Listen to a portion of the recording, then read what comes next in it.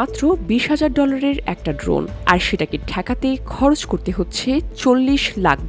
অনেকেই বলছে আধুনিক যুদ্ধে এখন সবচেয়ে ভয়ঙ্কর অস্ত্র কোটি ডলারের যুদ্ধ বিমান নয়, বরং ছোট একটা ড্রোন শাহিদ 136।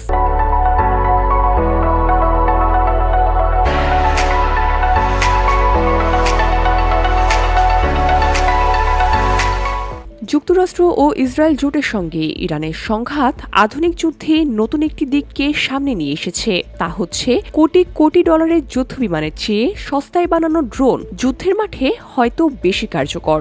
যুক্তরাষ্ট্র, ইসরায়েল ও ইরানের মধ্যে চলমান সংঘাতের মধ্যে বিশ্বজুড়ে আলোচনার কেন্দ্রে এখন ইরানের শাহিদ 136 আর যুক্তরাষ্ট্রের লুকাস। মার্কিন সমরাস্ত্রের ভাণ্ডারে নতুন সংযোজন এই লুকাস।